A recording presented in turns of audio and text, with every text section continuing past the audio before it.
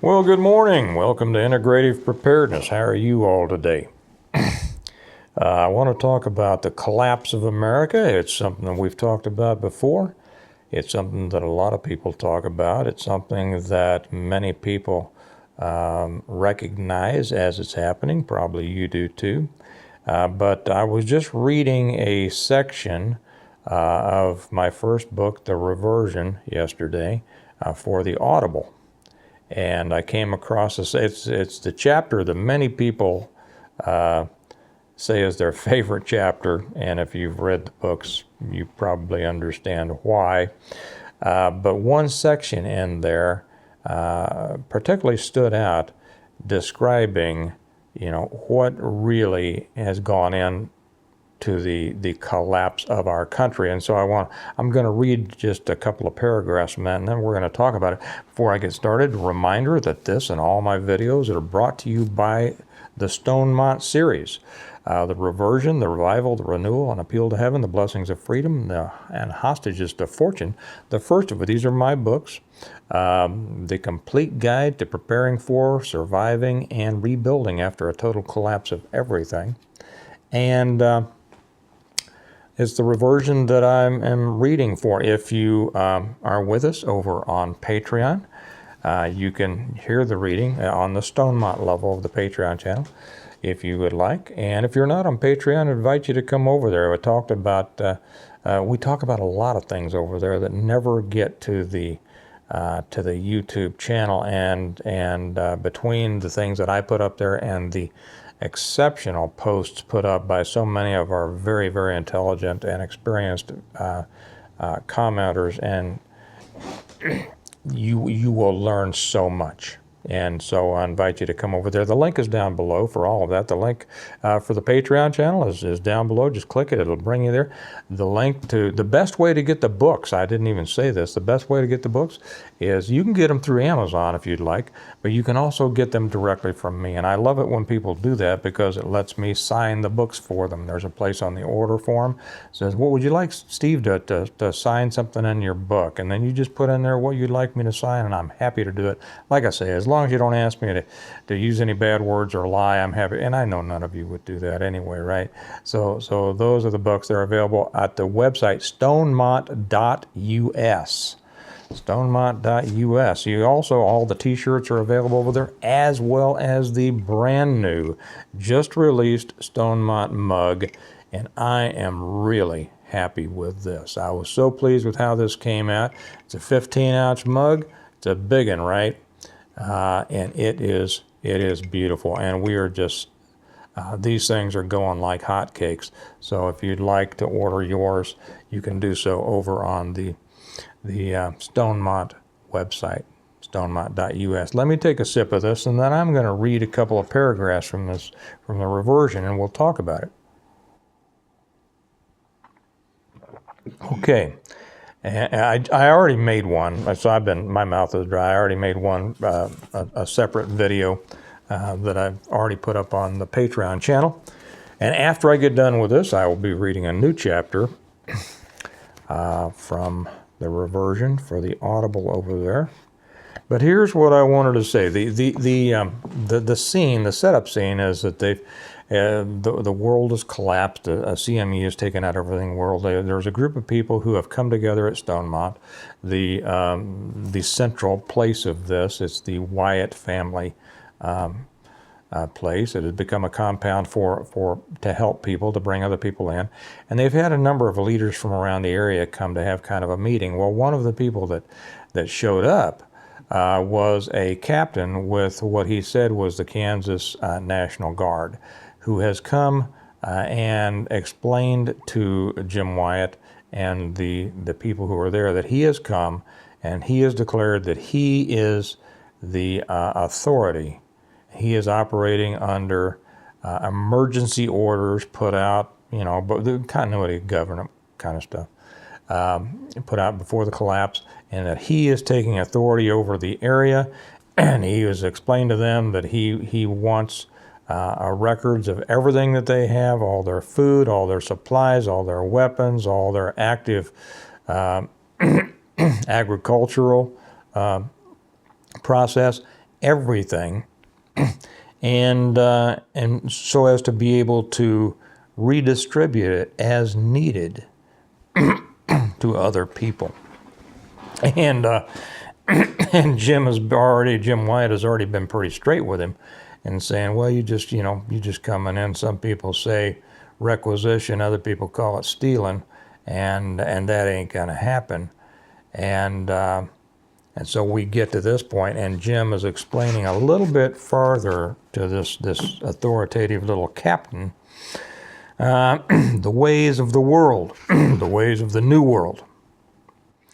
So he starts, he says, the U.S. government long ago turned away from serving the interests of the American people and declined into a despotic organism which took from those who were productive and gave to those who were not. In essence, Captain, the government became a facilitator for parasites who eventually destroyed their host's ability and willingness to support them. I don't know what you mean, said Collins, obviously confused and irritated. This is nonsense. Jim leaned back in his chair. I'm not surprised that you don't know what I mean, Captain. You must have gone to public schools. But as far as being nonsensical, it is not. It was the government programs of the past 50 years that were nonsense and which destroyed our country's ability and will to defend itself against the kind of thing that's happened to us. They were too busy making economic and political war on those who believed in the founding principles of this country to focus on the real enemies. Or maybe they did it on purpose, who knows? It doesn't matter now. What matters is that we may have been given an opportunity to start over. If so, we're sure as hell not going to start over again by taking some people's stuff away from them and giving it to other people. Around here, any giving, taking, or exchanging of private property will be voluntary. And then it goes on a little bit more. But that's the crux of it. You know, in that situation, he says, we may have been given an opportunity to start again. Now, that was in the case of a CME. Excuse me just a second. I had to clear my morning throat. Didn't figure you all needed to hear that. So in this case, it was a CME that wiped the slate clean. We still have governmental elements in the captain. And if you want to see what happens to him, many of you know and liked it.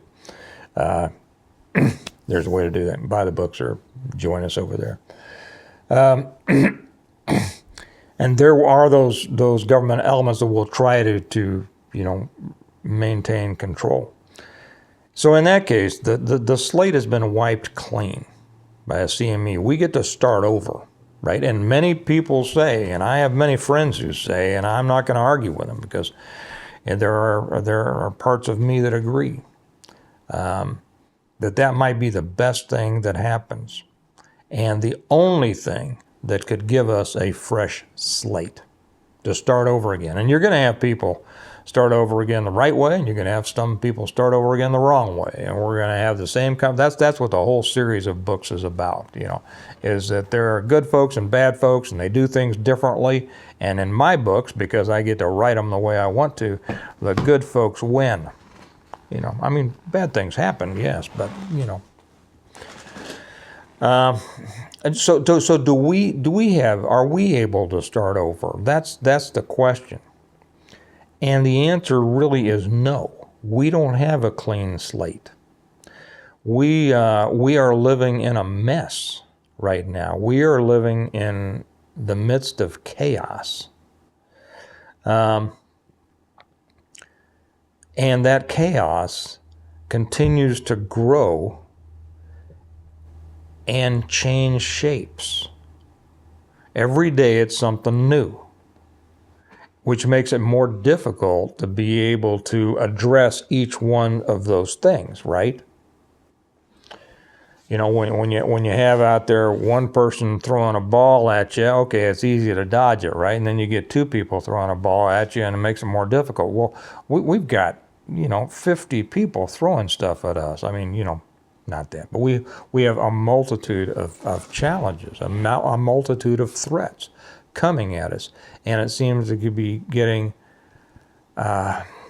more and more complex every day. So how do we do that? You know, there's a famous quote attributed to a Russian general that says, Americans win the wars because war is chaos, and the American Army practices chaos on a daily basis. Now, I don't know, I wasn't in the Army, but that was given to me by a good friend, a very high-ranking Special Forces guy, and he really liked that quote, and so I will throw that out there. You Army guys can, you may or may not agree with it, I don't know, but I think it's an interesting quote. So what can we do? Do we let chaos overwhelm us, or do we thrive in chaos? Now, interestingly enough, I just yesterday met with a young couple who asked me to meet with them as kind of a relationship pre-marriage counseling situation. And I don't have to get into the details of that. But what I explained is the importance of understanding the basics.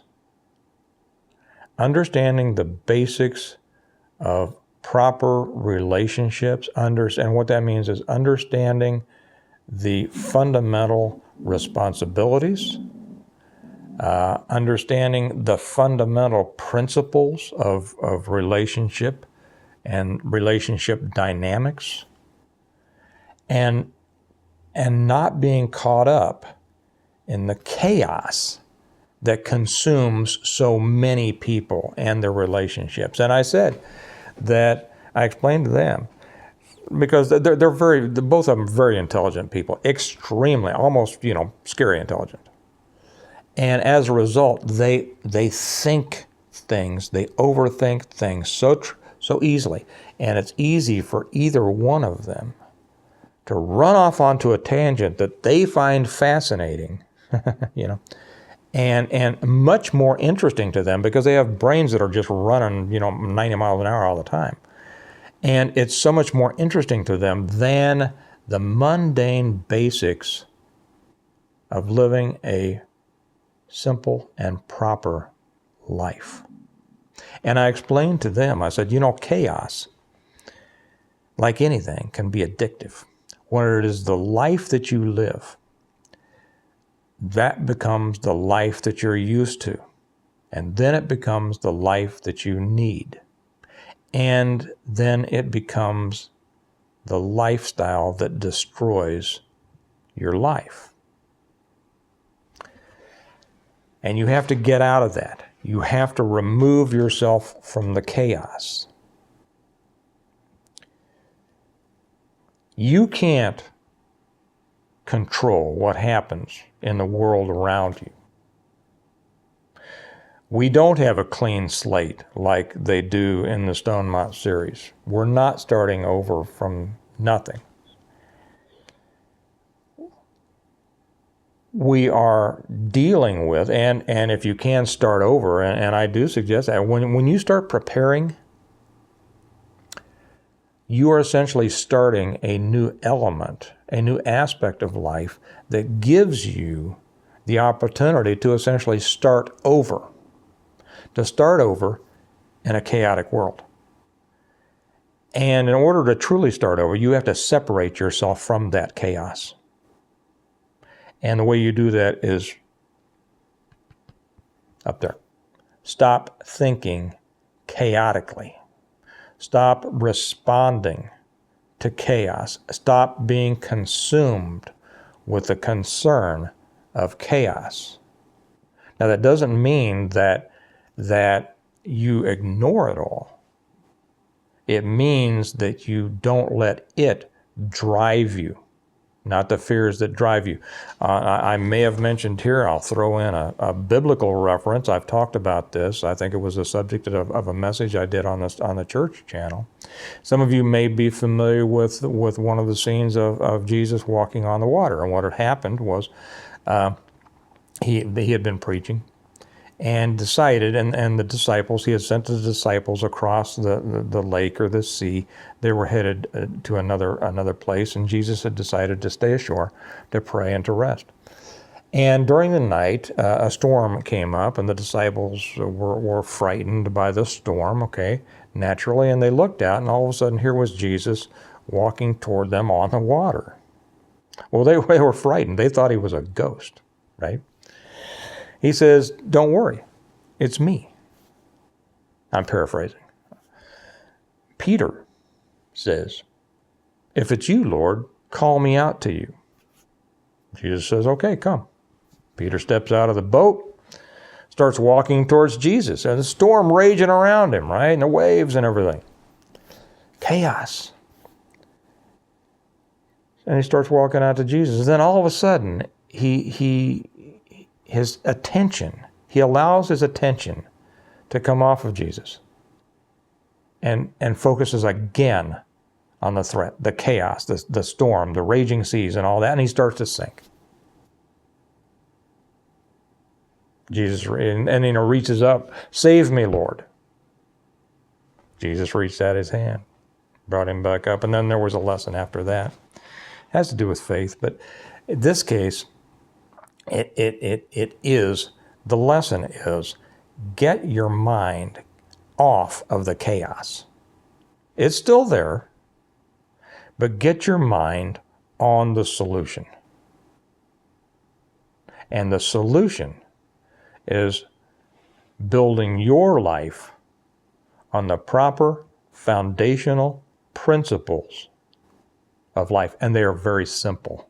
They are not complex. It's the basic principles and foundation that we all know, right? Doing right, not doing wrong, preparing, faith, family, friends, building community, being self-sufficient, being self-reliant, being there to help others, being there as a part of a community, all of these things. So our country is in a chaotic collapse. That doesn't mean that you have to be. That means it is. Yesterday I put up one about prepare like the mafia does. It's a great lesson for those who are able to hear the lesson in it. It was about a people, families, who, living under chaos and oppression, separated themselves from that and developed ways to live. Whenever I say good lives, many of them did. And then I get people all upset. You can't call the mafia good. I'm not calling the mafia good. I'm saying, and those who say that they don't realize what I was talking about. I was talking about why it was necessary for some of those to start. And it was to provide good quality, God-centered, family-centered lives for them and their children. Other people came along later and misused it and changed it, and that's bad. We're not talking about that. We're talking about building the kind of life that is the proper kind of life. And it's all in your hands. The world is chaotic. It's going to continue to be chaotic. I don't see it getting better. But your life can be better depending on what you do with it. First off, you have to disengage, uncouple from the chaos. Simplify your life, concentrate on the things that are important, and build those things. To provide for yourself, to protect yourself against the chaos, and then to build something for the future. Okay? Did I already mention I put something up over on the Patreon page about elderberries, using elderberries and how to grow them and everything like that, using them therapeutically. We're coming into the next season. They're trying to scare us all with the national health emergency. come over and watch that and read the other things that some of our contributors have put up. It's going to help you a lot. And that's just one of those things, one of those instances where instead of being scared of everything and reacting, which is not a positive, you see what's going on and respond in a positive way. Okay? So don't let the chaos get you. You be in charge of your life.